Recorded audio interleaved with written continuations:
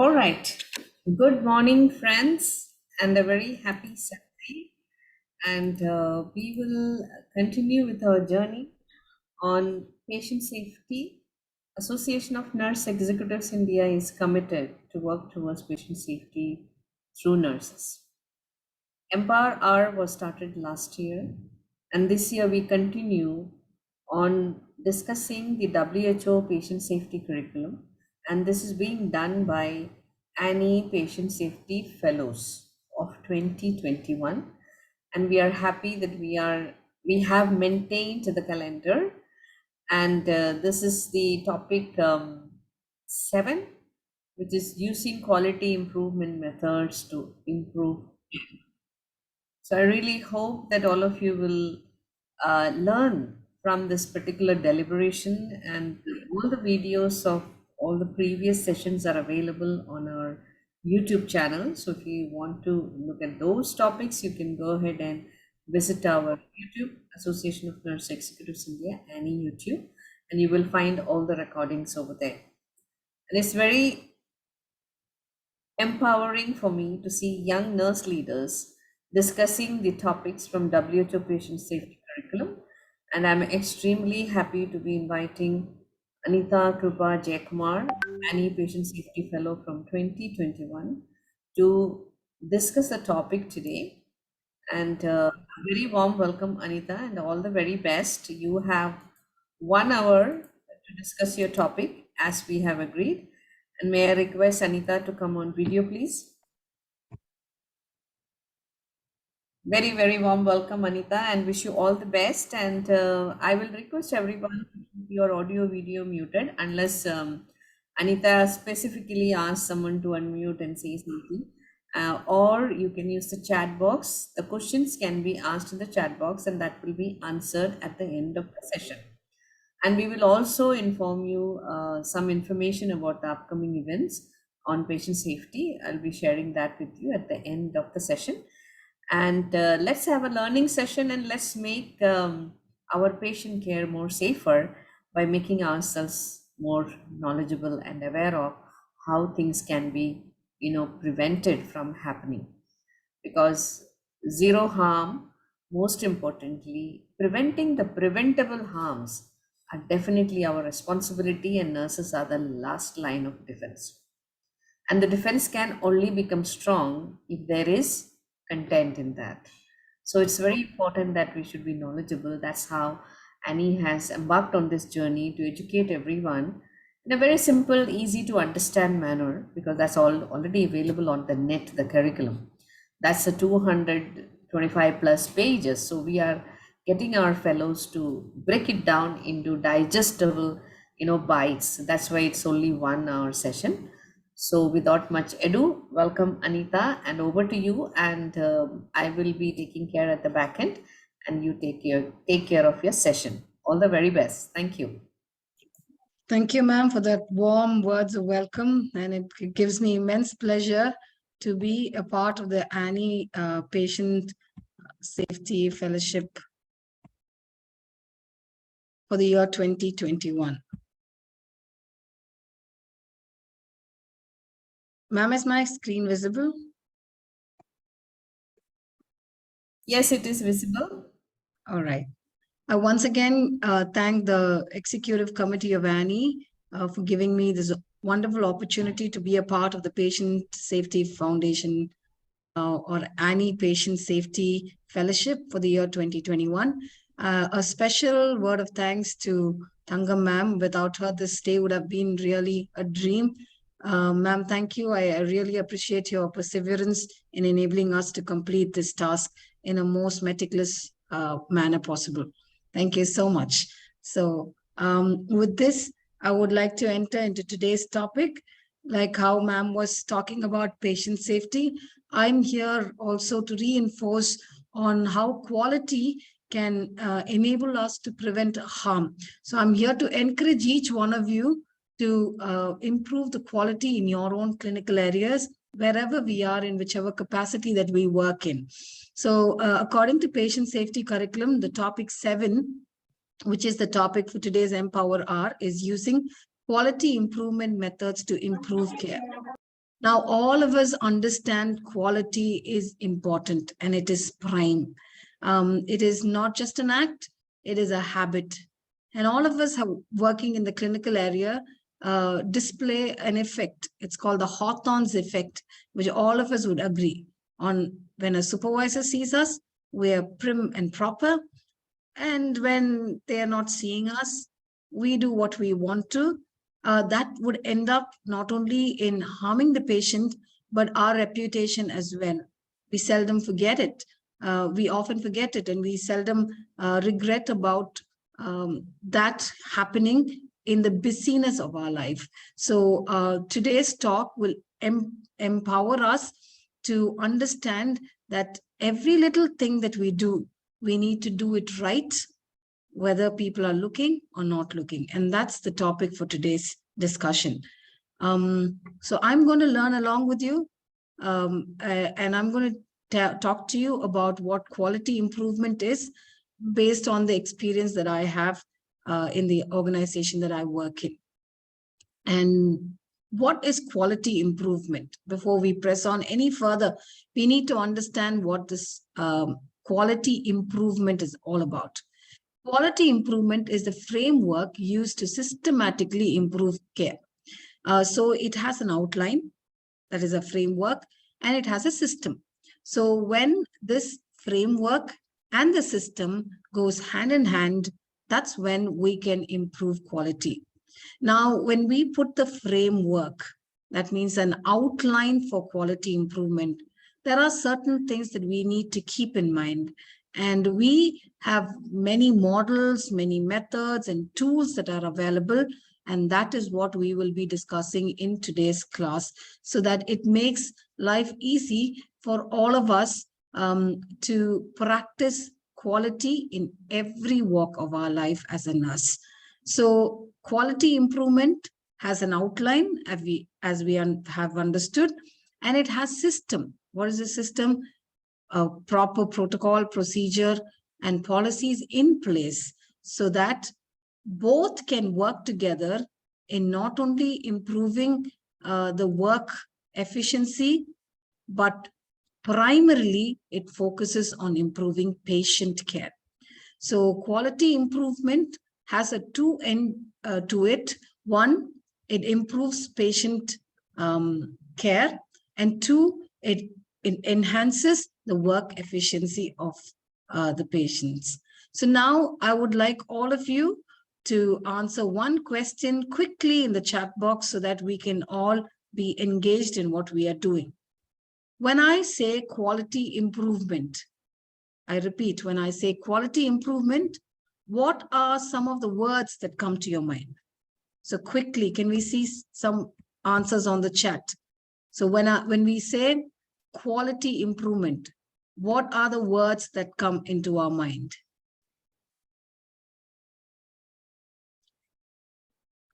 Oh, some ma'am is quick. Tangam ma'am says safety. Zita says set standards. That's right. Patient safety. Anu says patient safety. And Tangam ma'am says continuous. That's excellent. Anu says hand hygiene. Hand hygiene is a part of quality improvement. Excellent. So Anu's understanding about quality improvement is hand hygiene. Excellent. Anybody else would like to add on to the word quality improvement? Patient safety, as Sunita says, it's patient safety. Anju Malik has gone a little step further. She says it's competence. Excellent. Quality improvement is all about competence, right? So when we have good quality, we have competent nurses coming up, right? Protocols. Ramya says protocol. Irene Light says excellence in care. Excellent. Again, Ramya goes on to say adhering to the protocol. Absolutely, absolutely right. So if we have to improve patient care, quality in patient care, these are the things. So you seem to know much better than what I'm going to talk to you. But thank you all for sharing. So there are some words that we need to understand when it comes to quality improvement. Quality improvement is used to standardize processes, and it actually brings about predictable outcomes and finally improves not only the quality of the health organization or the work efficiency, but it ultimately improves patient care. That means it is focused on to patient satisfaction, which is why we are all here as nurses in this beautiful profession. And I personally believe, like how Tangam ma'am was speaking about improving the quality, it's all in the hands of a nurses when it comes to a healthcare team member. Now, who pioneered quality improvement? This is another quick question that you could put it on the chat box. Who pioneered quality improvement? Which doctor or nurse or technician, or who pioneered the quality improvement? Can we have some? Florence Nightingale. Oh, I gave you the answer. Is there anybody on the chat? A nurse, right? So which is the nurse that actually pioneered it? I just gave you the answer. Florence Nightingale is one person who pioneered quality improvement. It's so amazing that years before technology had come in, years before researches had been done, quality improvement was carried out by this one young nurse, Florence Nightingale, who used nothing but the tool of her common sense. So when I talk to people and my nurses, I always say, one of the rarest things that God has that we use is the common sense, which God has given us liberally.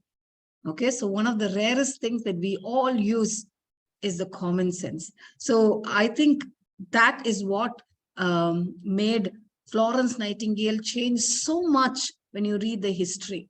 So here is a small clipping, which I would like for you to enjoy.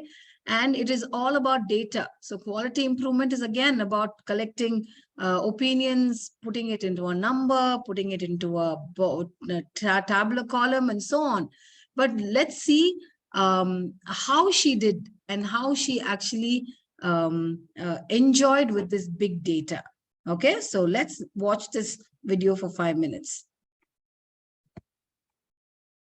Florence Nightingale on big data. It might sound like a random pairing, like Marie Curie on WikiLeaks or Charles Dickens on twerking, but it isn't.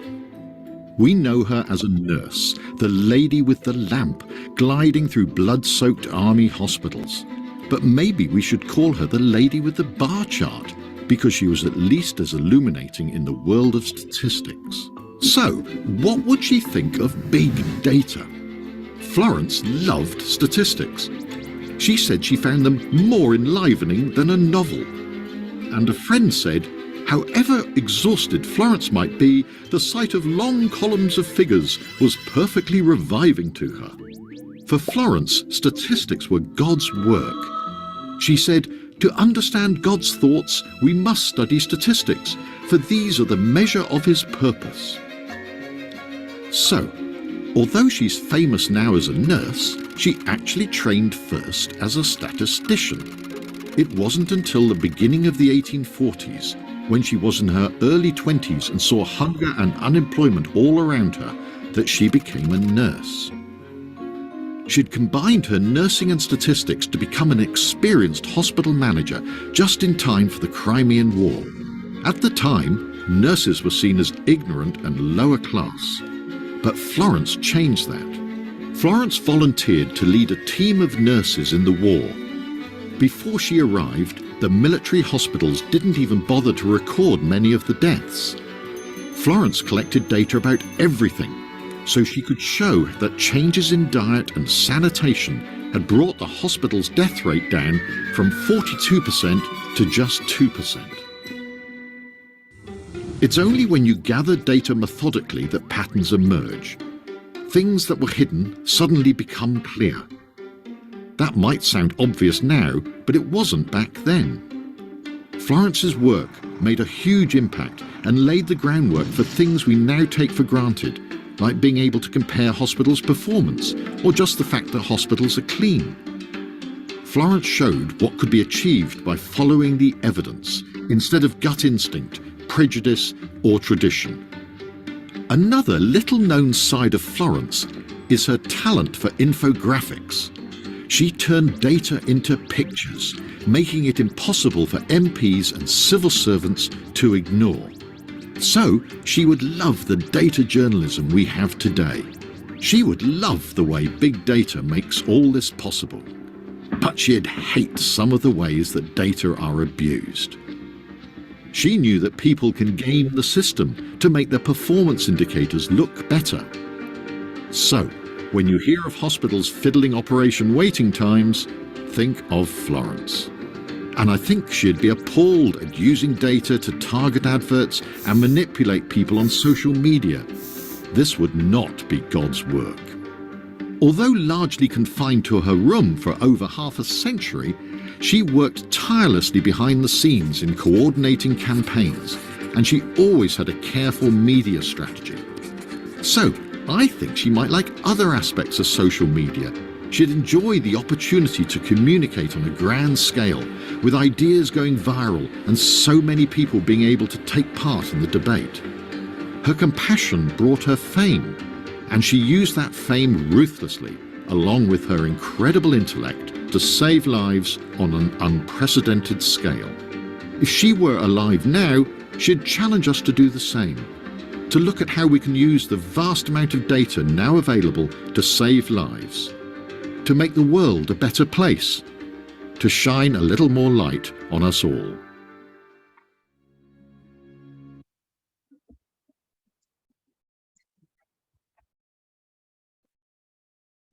Florence Nightingale.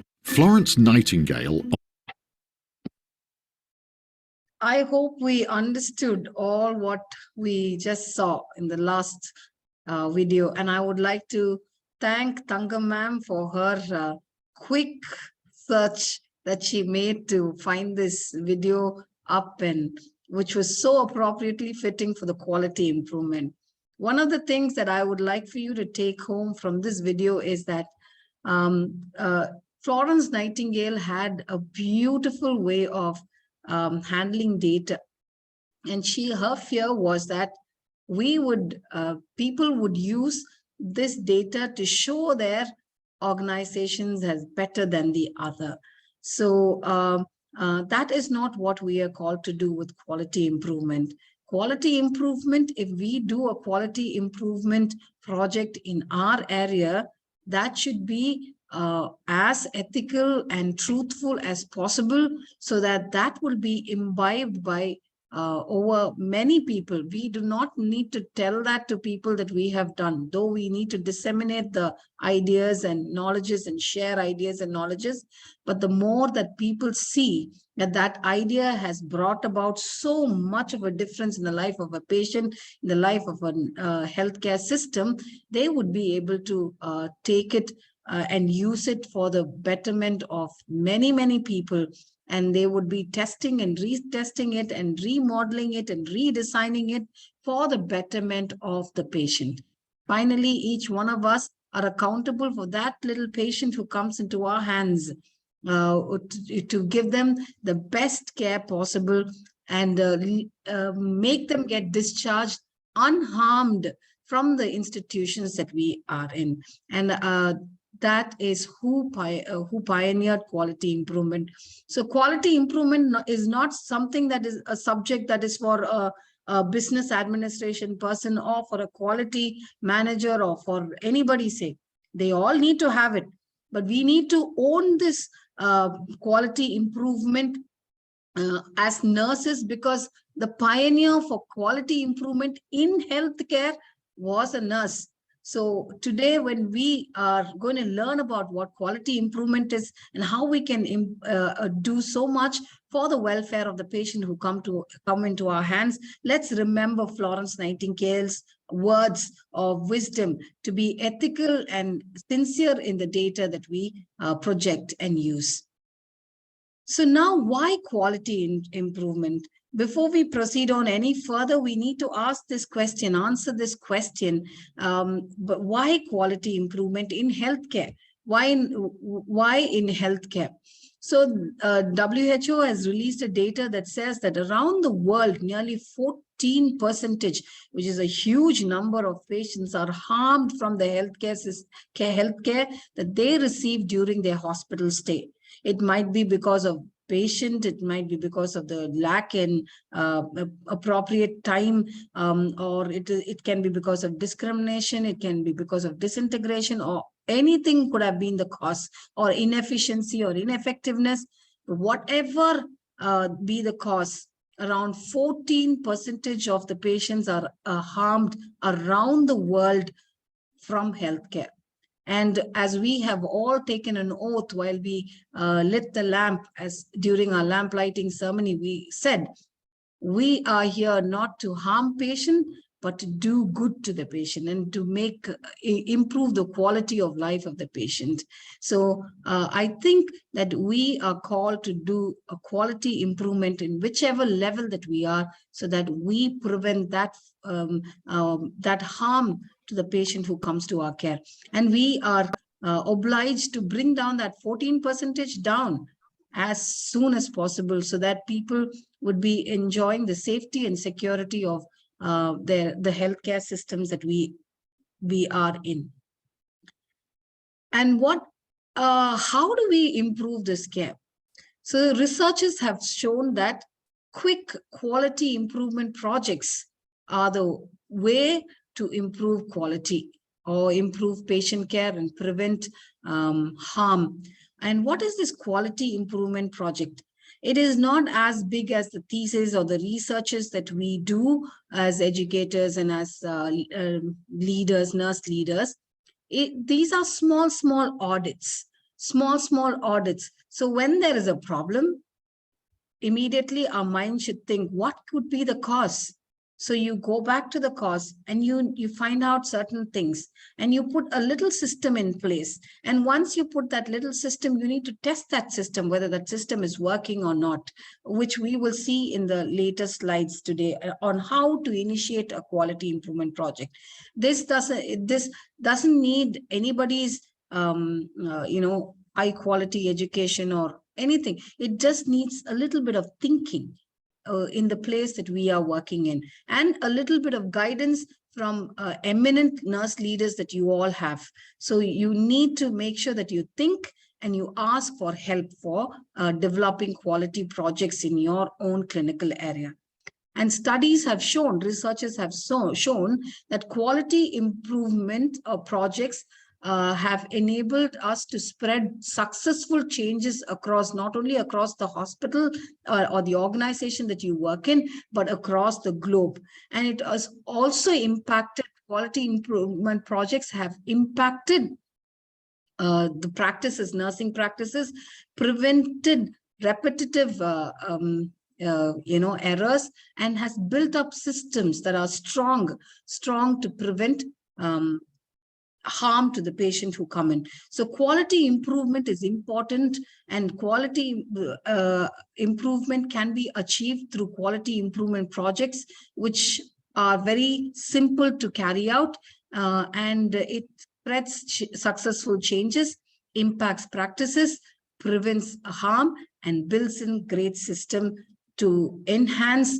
quality care for the patients who come into our hands. At the end of my talk, I would like for you, I will be very happy if you are able to understand that there are various models that are available for quality improvements, and we have principles that would enable us to choose the right model for improving patient care in health. And I would be able to enjoy if you're all able to comprehend the model of quality improvement. One of the models that we have chosen is the Pdsa, which we will do it in detail a little while later. And I will be happy if you're able to explain the various methods to carry out the quality improvement project and list the strategies to sustain improvement. So there are various principles that underpin the models for quality improvement. And we need to understand that quality improvement models are available in all fields in all fields of the healthcare system. And for nursing, there are quite a few that we can adapt, and we need to apply principles such as these to choose the best model. So when we are about to do a quality improvement project, first and foremost thing that we have to do is we need to choose a model. And in order to choose the model, we need to understand what are the principles that we need to keep in mind while we choose the model. So the model that we choose must be patient focused, must bring out strong leadership, involve all the team members in the healthcare system. It has to have a process approach, and it has to have continual way of quality improvement. Like how Thangam ma'am rightly said, quality improvement is not just starting and leaving, but it has to be continuous. So continual quality improvement, and it has to enhance factual decision making and trigger mutual relationship. These are the 7 principles that underpin a model for quality improvement. In the healthcare system, our focus should be mainly on, does the model focus completely on patients? So when we apply this model, will there be a change in the patient care that we provide, or will that improve this patient satisfaction? Should be our primary goal. And the second important point that we need to understand from this principle is that it has to bring about good leadership. A strong leadership must come out when we start using the model. And finally, the model should give us an idea or a way to continue the quality improvement project from one point to another point. So quality is nothing from moving from point A to point B. Point A might be a little uncomfortable, but point B makes it comfortable. And we do not stop with point B. We need to move from one point to another and one level to another, so that we would bring about great change in the healthcare system. And I personally believe that that change will happen only through nurses. Okay, so as we listen, please bring into your mind all those repetitive problems that come into that you encounter day in and day out, where we waste lots of time and energy, and bring that out and use this the learning that you get from the class that we have today, and apply it and make sure that that problem does not repeat. So quality improvement always seeks about preventing repetitive problems. One of the models that we thought and the WHO recommends for nurses to apply is the Pdsa model. P stands for plan, D stands for do, S for study, and A for act. Pdsa model is for planning, doing, and studying and acting. What do we need to plan? We need to in the planning phase, we need to describe an objective. We need to identify a problem, and we need to describe an objective on how we are going to tackle the problem. And also we need to list down some steps that we will be carrying out to either study the problem or solve the problem. So in order to do that, the second step is do. So once we have designed all that, we need to carry out or collect data relevant to that problem that happened. And finally, we need to study, analyze the data, and organize the data in tools that we will be learning in a short while. And when we identify a way out of that problem, the last step will enhance us to apply it onto our day-to-day work life. And finally, we don't stop there. We give it time and again come back to retest. And that is so important. So in the principle, if you apply that principle onto Pdsa, The first and foremost thing is it is patient oriented, because it is picking up all the problems that we encounter day in and day out. So it is patient focused. Second thing, once we start doing this, we become strong leaders. We know what to see, what not to ignore. Okay, so we become good leader in it. Yes, that principle gets applied here. And finally, it gives us a platform for continual testing of the protocol and procedures that we introduce for quality improvement. So because this model has majority of the principles, underpinning principles for models active in it, the WHO has recommended this for us to go ahead. So what does it do? So the model of improvement teaches us what we are trying to, it enables us to accomplish certain change, and it also enhances us to understand whether the change that we have introduced has brought about some improvement or not. Just by introducing the change, it will not be, we will not even know whether the change is occurring or not. So we introduce a change, and this is one model that will enable us to question if that change has become an improvement. Okay, so that is the strength of this model. So it not only enables us to see a problem, study a problem, or act upon the problem, it also enhances us to make a change.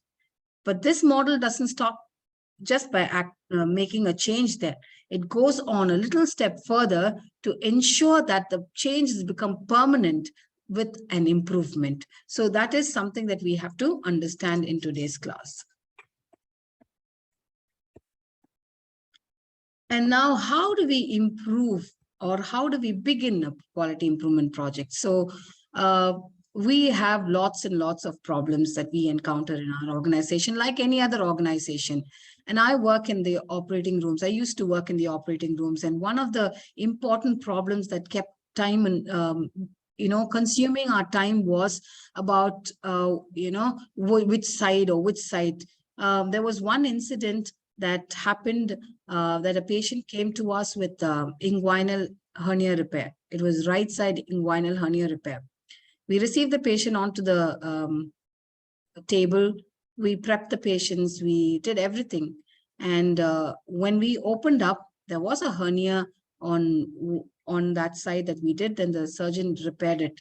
And the surgeon commented saying, this was not as big as what we thought. I do not know what had happened, but it has reduced in size. So once they were, they had actually scrubbed out or undraped the patient, the nurse, the smart nurse who was assisting, found saying that there is a big swelling on the right side. You have to understand the surgery was done on the left side of the patient. Once they removed the drapes, they found the nurse found that there was a huge swelling on the left inguinal area. And he immediately said, we do not know what to do. So that's when they went back to the records and found that the patient had come to us with the right inguinal area. Thankfully, this patient has also had left side a hernia. That was in the beginning. That's why the surgeon could not appreciate or understand why that big hernia had become very small. So they had operated on the other side as well. But it became a very big issue. This was a well-educated patient, so we had to face the brunt of all what happened. That's when we woke up to the reality that we need to do something, and we introduced the surgical safety checklist. This was some 20 years back. So when we introduced that, it was not going well. So we needed to do quick quality improvement projects and quick testing of introduction of protocols and policies. It's not easy. It's not easy to do everything time and over again. But finally, the result today, we do have a very beautiful system in our organization where we have a modified surgical safety checklist. It was me and my few of my colleagues, we put in our heads together, and we have designed a modified surgical safety checklist, which is recommended by the WHO, by the way, but we have modified it to the organization that I work in, to the policies and ethos of our organization. So now there are around 6 parts to it. So if you see the surgical safety checklist will have 3 parts, but what we use has 6 part to it. That's a different story altogether. But now that gives everybody, that makes everybody responsible for it. So at that time, I did not know we had the quality improvement project and all. It was just thinking how to change, how to make better things for not only for the patient, but for the organization as well. So that kept on triggering in our mind. And then we found so many things in between, and we were able to put everything. And now that checklist is not just a tick list. It is a functional checklist. Even now, if you come and do an audit from outside, you will find it out prim and proper. So that is how quality improvement can impact changes in the areas that we work in. So how do we begin this quality improvement project and make a change? The first and foremost step for quality improvement is to establish a team. So nothing can be done alone, single-handed. For my credit, I did it. No, it is always a part of the team. That's why I said it was me and a few of my colleagues, we designed it. So it is one head, we'll think in only one direction. But when we have 10 heads together, we can make tremendous changes. So establish a team and identify a problem that keeps on repeating, and keep on watching why that is happening. And finally, next step is to set out aims and objectives. Your aims and objectives should be SMART. So it has to be specific, it has to be measurable, it has to be achievable, it has to be time bound, and it has to be reliable. So all these principles, using these principles, you set objectives, some realistic and reliable objectives that you would set. And finally, establish measurement tools. We'll go on to studying what are the methods, 3 methods that we can use. So what is the established measurement tool that we can use to carry out this? You can use the Pdsa to a cycle, understand about it, and you could put in your problem. You can, the planning phase, like how we learned, you can put everything there. And then you can, in the doing phase, you can establish the objectives as well. And in the study phase, you can carry out using a small tool that you create along with your eminent leaders, or whatever is available. So you enhance that, you get that measuring tool, and then you collect data and organize the data. So you carry out the quality improvement project. So what do you do in carrying out the quality improvement project? You collect the data. Collected all the data about the problem, why the problem happened, what can be the problem. So it has to be structured. So you need to have all the problems listed, and you need to keep on ticking it. So you collect the data. Now, once you've collected the data, you need to organize the data, analyze and organize the data. So to organize and analyze the data, there are various beautiful tools that are available, which we will learn in a short time right now. And then finally, what we would do is we would when we analyze and organize the data, we will find out one particular problem. So now we have identified the cause of the problem. So once we have identified the cause, we need to list down all the changes possible. So for problem A, there can be n number of changes that you want to make in order to improve the quality. So this problem A, for problem A, you have lots and lots of things that you will write. And at the end, what we would do is we would select a change. So you use your brainstorming with your team as a method to eliminate all the changes that you think that are not feasible or possible. You can give all excuses and eliminate it, but derive at the best change that you can do for your organization based on the policies, protocols, procedures, and your ethos and values and everything. Put everything together and take one change that you can make for that particular problem, not to repeat again. So you select that change and then you introduce that change in your clinical area. So you need to introduce it with the permission of your nurse leaders, or you could yourself, if depending upon your organization's policies, you introduce that change and just don't keep quiet. Introduce and give it time. So you need to give it at least 2 or 3 weeks for people to adapt to that change. So after 3 weeks, now you need to go back and test if the change that you have introduced is functional first. That means sometimes, people will do it for the sake of doing it. Now you've given it time. So you will see whether that has been adhered or not. So you will pick up that. So you will first see whether everybody are following the change. Second thing that you will find out is, why is that particular change is not being able to adapt? So is there anything that you could do? And then derive at a conclusion saying, is there any changes, little changes that we can make to the change that we have introduced, and then give it to the people. For that, you should not be thinking. You should ask from the people who are at the level of implementing the change. So whoever has implemented or used the change, you ask them for a feedback, and that feedback will enable you to understand if the change can be sustained or can be removed and we can introduce another change, or if it is good, how effective can it be? If it is good, even if it is difficult, how can it be made simple? All that questions can come over and over again. So while you are selecting the change and testing the change, there are so many whys and hows that you have to ask, so that would become concrete for you to move forward to implement the change. And that is when your change will bring about some improvement. Otherwise, whatever we have done will be done, and we'll have all that listed in papers. We'll have all that listed under us and under everybody under the paper, but it will not come as an improvement for the patient who comes to us. So, and then we need to implement that revised change or redesigned change, and then spread the change. All right. So how do we begin? We begin by establishing a team, setting an aim, after which we choose a measuring tool.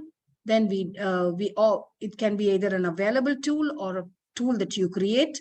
Then you use that tool to collect data. That's how you carry out the quality improvement project.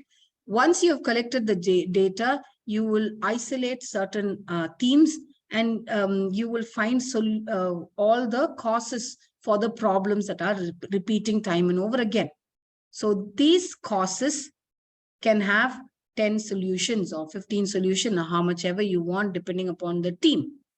So once you've listed out that, you shortlist it and bring out one change that you want to introduce for that particular problem that keeps on repeating. And once you've introduced, give it time. After you give it time, you make sure that you test the change again. And then if there are some problems that you encounter with the change, you change the change. Or if you don't have any problem, go on with the change, but keep testing it time and over again. And finally, when your change has become an improvement, that's when you need to spread the change. And this is how you carry out. It's very simple. It's very simple, but it is tedious. It takes time. It takes months to years to ensure that a change has happened, because we are working with people. Attitude matters. So it is a slow process, but it is time that we start with doing something to improve the care in the areas that we work in and at the level that we work in. So if we want to do some changes, we need some methods for quality improvement. So there are some methods. So that list that I gave you, those are general way of how to begin. That's a tip to begin an improvement. But these methods that I'm going to discuss to you with, there are 3 important things which are already tested. They are ruled out, and they are actually recommended by the WHO. So the first and foremost, and these are methods specific to improving patient care practice that can impact patient care. So the first and foremost is the clinical improvement practice. Clinical improvement practice is used to examine processes and outcomes. Okay, so as we were having a review time, Thangam ma'am said, make this as simple as possible. And she said, it is exactly like our nursing process. The nursing process has some 5 steps, right? So it has assessment, it has diagnosis, diagnosis, we have an expected outcome, there's an intervention, there's an evaluation, or intervention, implementation, and evaluation. Okay, you have all this. That's how. Forget about the project phase, diagnostic phase, intervention, implementation, and sustaining phase. It's exactly like our nursing process. So project phase, we do an assessment and we diagnose the problem. We do an assessment and we collect data in the project phase. In the diagnostic phase, we put out all the causes for the problem that keeps repeating. In the intervention phase, we list down all the possible changes that we need to prioritize the changes that we can introduce and implement 1 or 2. And finally, you develop an implementation action and you assess the progress. After assessing the progress, you sustain it. Okay, you try all the method to sustain it until it becomes an improvement process. So clinical practice improvement process, if there is a problem that you encounter with any process or outcome, say, for example, if a patient is going from one place to another, they have to be transferred from the ward to the X-ray department. So you have a system, you have a process to do that. And if there is a continuous problem coming with that process, then you need to start using clinical practice improvement model for a better outcome. The second is the root cause analysis. Root cause analysis, all of us know what root cause analysis is. It is a retrospective way. That means we cannot do it as the problem is happening. We can do it only after the problem has occurred. Okay, so we have to understand it is retrospectively done to identify the underlying cause, especially of an adverse event. Whatever happens in the hospital, if you are trying to think back why it has happened. Okay, this is what happens, especially when there is a air crash. Okay, there's something called the black box in the aeroplane, which whenever it crashes, however big it is, if you retrieve it, you will know what exactly has happened. So this black box thinking must be a part of us. We should go back and think what has happened, what has happened. So if you go, why is, you can ask the 5 whys here. Why is it has happened? And then there'll be an answer. And with that, you should ask another why. And with that answer, another why, until you derive at one particular answer where your whys are all exhausted. Okay, so keep asking that to find out the underlying cause. Again, apply the principles in the quality practice improvement that I said, listing down prioritizing the changes that you have to make to prevent that particular cause, and then introduce the change, test the change, and then spread the change. Okay, so that is something that we have to understand in root cause analysis. Root cause analysis is a retrospective identification of the underlying cause, especially of an adverse event. The final method for quality improvement is the FMEA. It is failure mode effect analysis. The first method that we saw will examine problems with processes. The second method will examine adverse effects. But you have to see in both the things, the examination can happen only when the problem occurs. Okay, only when the problems occurs with the process, you can apply the CPI model method. And if you if there is only some problem that has occurred to the patient, that you will go retrospectively and check. But FEMIA is an advanced or a proactive method. That means it seeks to find and identify possible failures in the system and implement strategies to prevent the failures from occurring. That's beautiful. So this is one active model that everybody can adapt, where, you know, in order to prevent the problem. So it is always, prevention is better than cure. It saves so much of energy, time, and material and manpower, and everything is saved with when we prevent. So FEMIA is one of the important quality improvement method that we can adapt to identify the potential failure types of what are the possibilities for that failure and how it happened. And it also enables us to find out if the process under study has a negative impact or a positive impact.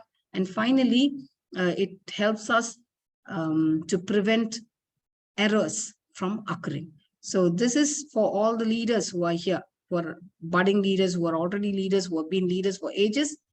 We can introduce this in our organization so that we can reduce so much of risk and prevent harm for those patients who come to us.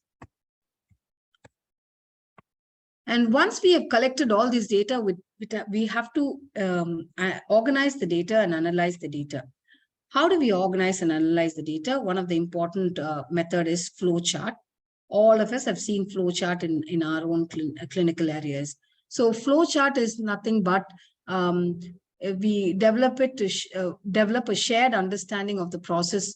If we have a flowchart, it can be used to collect data for further improvement of the quality. It enhances us to identify where we have the problem has occurred, and focus discussion will be there. So if the problem has occurred in step B, we focus on how to improve step B. So it focuses our discussion, and it enables us to identify resources to improve care. For example, we are going to talk about this example throughout the whole tools, whatever tools that we are going to use for organizing and analyzing the data. It is about the post-anesthesia care in the recovery room or the post-anesthesia care unit. Okay, so there are two kinds of flowcharts that you could see here. There's something that has missed.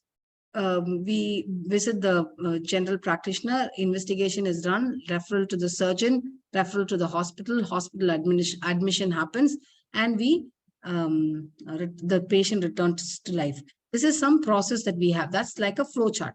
So when we identify a problem, we have to say, in this step, there is a problem that has happened. In this investigation step, there is a problem that has occurred.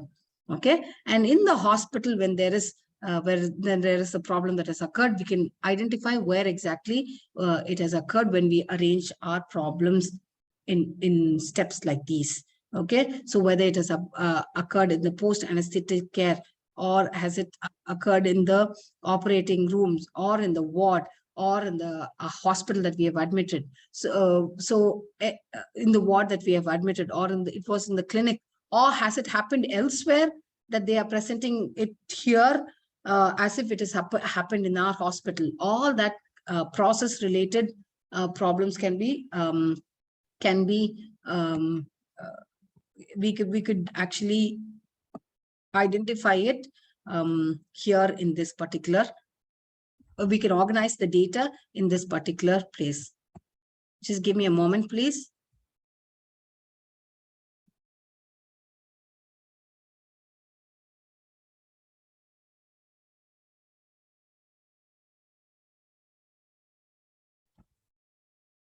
Thank you for holding on.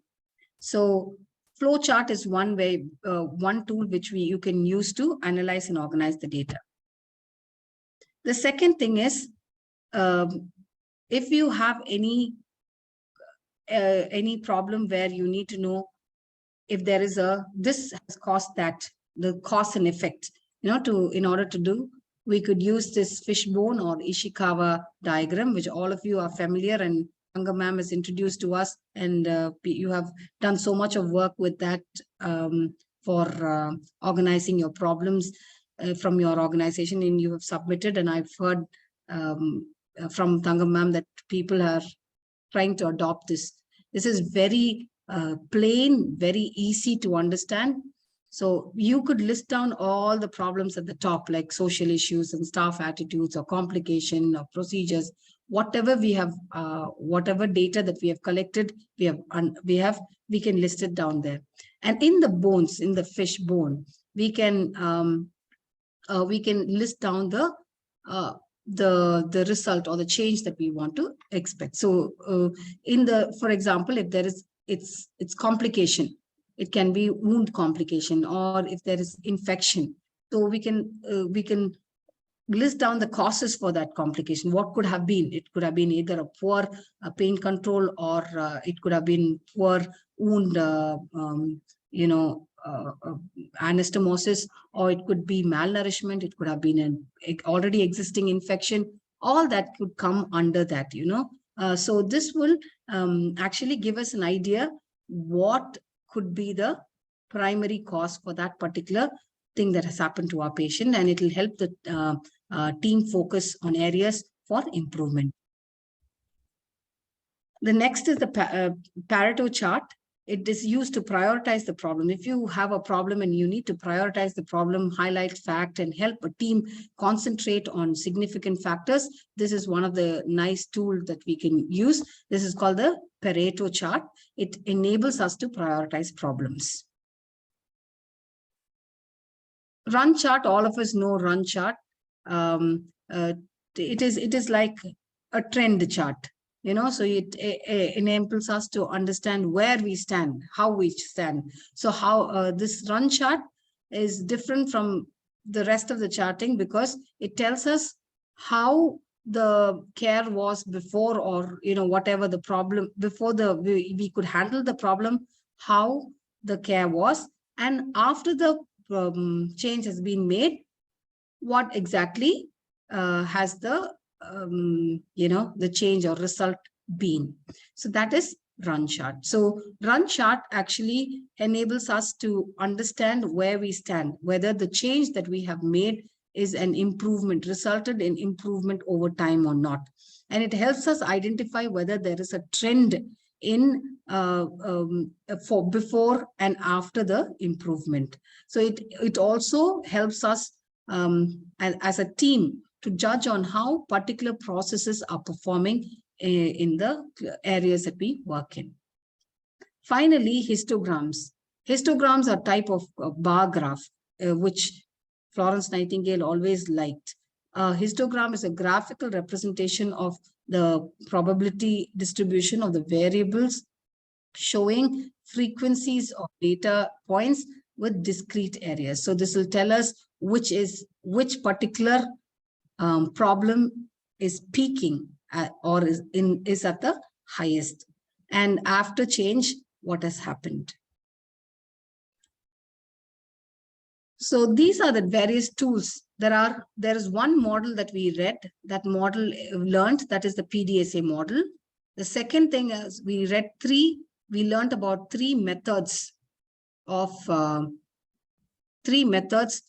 quality improvement. That is the clinical practice improvement. The second one was the root cause analysis. And the third one was the FEMIA. And there are around 5 tools that we can use while we have to carry out the quality improvement project. That is, the first and foremost is the flow chart. The second one is the cause and effect diagram, or the Ishikawa or the fishbone. The third one is the Pareto. The fourth one is the run chart. And the final one is the histogram. And by doing all this, we need to understand that we can organize and analyze the data. Once we have organized and analyzed the data, we will come to a conclusion of what changes that can be implemented. And once that change has been implemented, we need to know if it has made an improvement. If we know it has made an improvement, we cannot leave it there. We need to sustain it. And how do we sustain it? We need to document the change when we have introduced and how we have how it has to happen, and we keep on updating the progress, whether the change that we have introduced is going out in the direction that we want it to go. So update the progress, discuss developments. You need to continuously discuss developments, and continue refining the pathways. So if you discuss the developments, and if you find that there are small things that needs to be changed, you need to continue refining the pathways. And finally, you will report the outcomes and spread the practice. This is how we sustain this change. I would like to conclude by saying that progress in healthcare system and the organizations that we work in is impossible without change. And that change can be elicited using this quality improvement projects.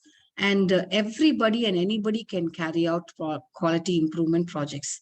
And when we introduce a change as a part of our quality improvement project, there will be resistance, there will be a denial, and only after denial that there will be a little bit of realization, and people have to let go so much in order to internalize that change. So until then, patience is virtue. We need to ensure that the change that we have introduced for the better functioning of the organization, for the betterment efficiency of the nurses, and for the betterment of the patient, we need to wait patiently and keep on trying.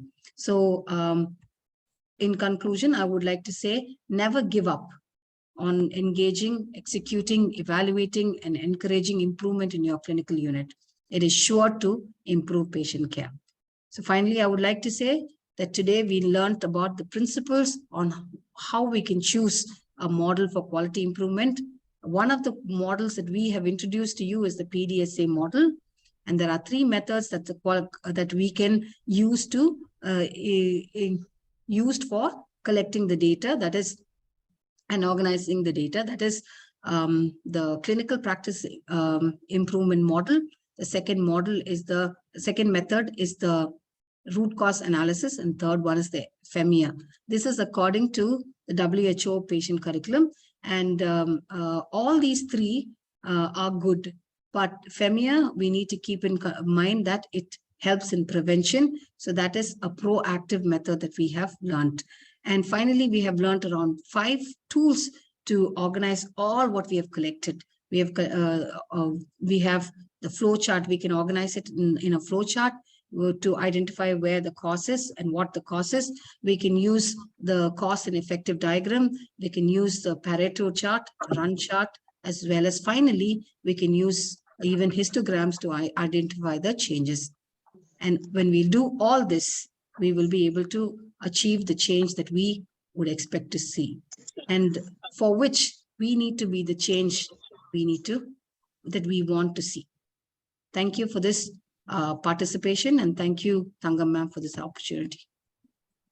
Thank you, Anita. Thank you so much for making that exhaustive chapter very easy to understand and simple to approach. I hope all the participants here, you have gained something. And maybe, Anita, you can stop sharing the screen. So if anyone has any question, you can. So I saw in the chat box someone was asking about the FMEA sample. So as Anita told, it's a proactive tool. So if you have any process, let's say you want to look at the medication administration process because you are getting multiple medication administrative errors. So what is very important in FMEA is to break it down into small steps. So where does the medication administration process start? So you will start putting all the steps there, and each step will be then further discussed and told what can go wrong, what will be the positive before positive, what can go wrong, and what will be the effect of it. Is the effect going to be big or okay, nominal, minimal, or whatever? So there are tools which are available I mean, it's very easily available. Excel based tools are available. So you can put those information, and then there is a RPN number also. It is there, part of the FMEA. So it's a very powerful tool, but it takes more time to learn and actually use it. So Anita has summarized everything that the WHO curriculum is talking about, but I would say that you would need to spend time using and working with it, because nobody becomes an expert overnight just by attending one class or two class or even a course also. You have to use the tool, and then you will learn. Okay, then so in FMEA what happens, you put a risk number, RPN number, and there is a formula to that. Okay, once you use that, then you say, okay, I will intervene by putting this one, and when I intervene, then how the RPN now looks. So it tells you that, okay, I can reduce the RPN by 50%, 80%, 90%. Then you will be able to see, okay, this is the process change probably I need to do. And it's all based on your problem. I mean, you're not going to waste your time on something which is running beautifully without any problem. That doesn't make sense. So, and sometimes it can be also used for administrative changes. For example, you're going to open a onco ward. So you can put down all the processes which is related to onco ward, and then you can write it down. What are the things that can go wrong? So this is really something that I have seen a quality nurse from UAE. She has done that when they were shifting their department from one location to the another location. So there are many different ways that you can use. But today we are talking about patient safety, how to make our care safer, and we are with the patients 24/7. And I think the bedside nurse is so hugely powerful if they are aware that they are the last defense for the patient. And it is very important that our last mile, the staff nurse, who is a leader by herself or himself, should be aware that the powerful role that they are playing. Maybe everything had gone wrong. I mean, there is a Swiss cheese model which says how the error occurs. So if the last mile, the nurse, if she knows, if she's knowledgeable, she's aware, she's empowered, she can stop that from happening. All that is required, I will not do this, it is unsafe. Anita was talking about the surgical safety checklist. There I say the circulating nurse, empower and say, no, I will not allow you to proceed with the surgery if you don't do a proper timeout. Every phase in the surgical safety checklist is so powerful. And I'm very sure it is just that, yes, there are, problems that we have in our hospital with processes, leadership, many different things will be there, but there is something called a personal accountability. Me as a nurse, what do I want to do? I'm very sure each one of us sitting here, we have a lot of stories where we as an individual, it doesn't matter where you worked, you spoke up and you protected your patient. If you did that, be proud. Suppose you just kept your eyes closed and you always had this excuse, oh, I followed the doctor's order, I followed my in charge's instruction, I followed this one. Please be self-sufficient. Think about that, is this okay for my patient? I think that is where the power lies. And we all take the responsibility of grooming the youngsters, and Annie is committed to that. That's why we are having this sessions called Empower Hour. So please, thank you so much for everyone being here. And I'm very sure that those who missed it, you can always tell them that they can find this video on our YouTube channel. So that's not a problem. Just give me a second before I'm not seeing any questions coming up. If there are any questions, you can always, ask. And Anita is still here. So thank you, Anita. So I would like you to keep in mind that we are going to have our annual patient safety conference, and our overarching theme is towards no harm. And this year WHO has declared medication without harm as the topic for this year, and we are going to have a conference in September around this theme. Sorry. So we really, most of you in that conference, and this is just for you, for all of you to plan in your own organization if you want. The theme is medication safety, the slogan is medication without harm, and the call to action, this is really very very interesting: know, check, ask. Now when you break it down for a patient or for a nurse who is giving medication, she should know what medication she is giving. Check. How many times? All of you know how many times we should check. If you don't know, ask. And this is same for the patient also. Patient should know the medications, they should check before taking, and if they are in doubt, ask what is this medication that's being given. So there is something called the 5 moments of medication safety, primarily designed by WHO for patients. So there's a lot of information available, so you can educate yourself, you know. So Zita is asking a question, Anita. Can we do a QIP to assess efficacy of already introduced tool, or is it only problem based?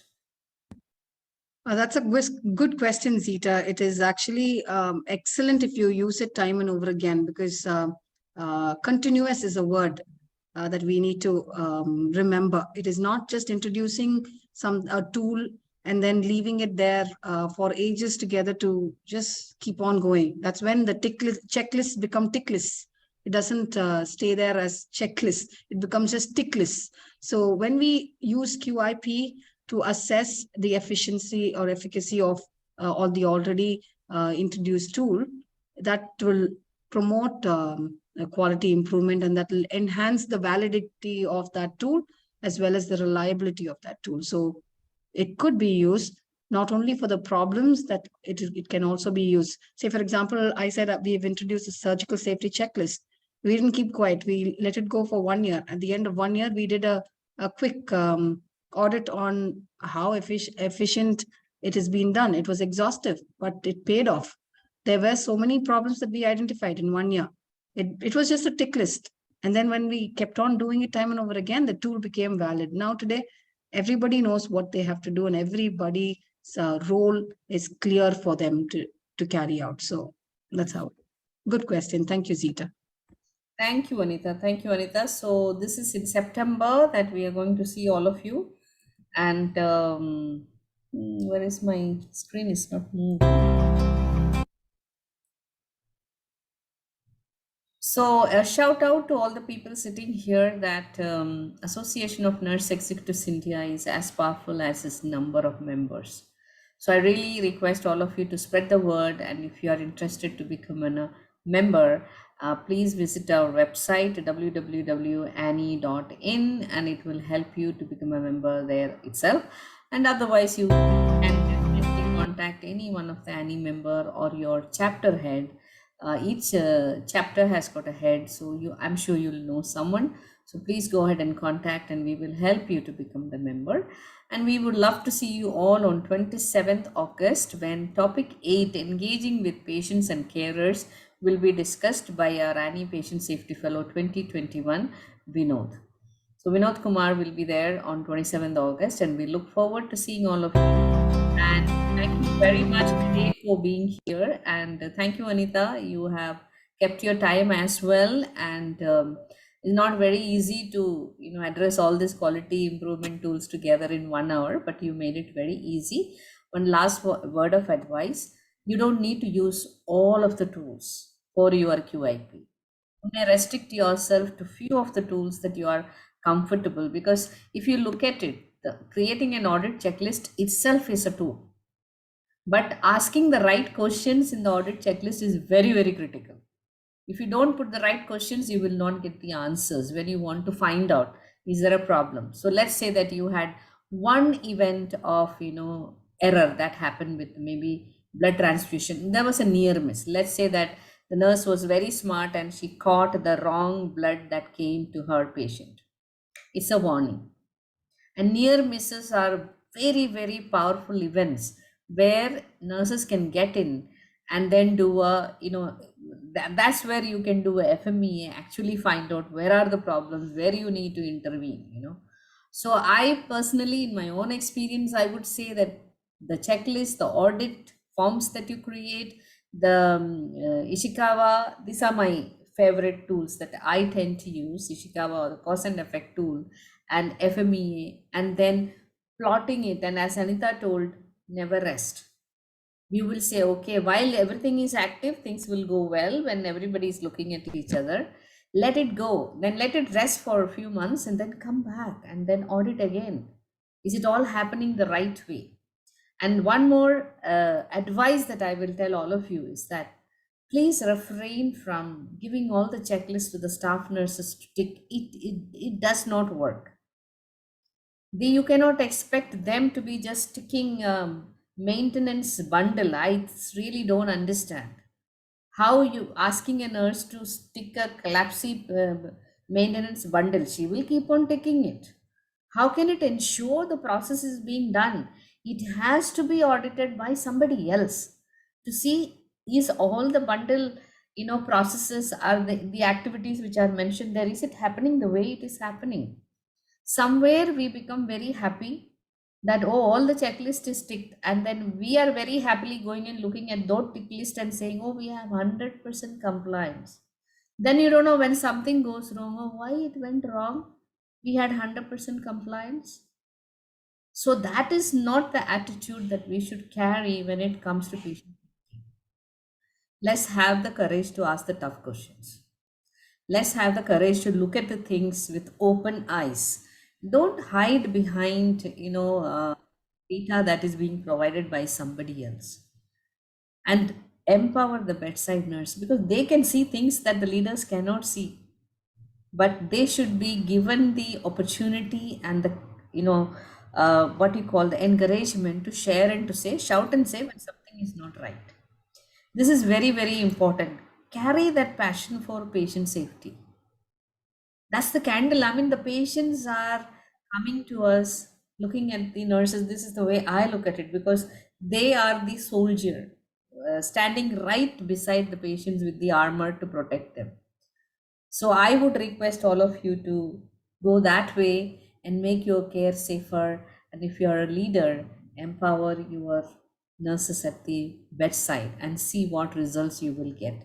Give them the opportunity to learn, to practice, and to contribute to patient safety. Thank you very much, everyone. We will see you on 27th August and again in September, probably twice, once for Empara and once for the Patient Safety Conference. And thank you very much, Anita, for your session. Very simplified. Thank you very much, and see you all next month. Take care and stay safe and keep your patients safe. Bye-bye. Thank you, ma'am. Thank you.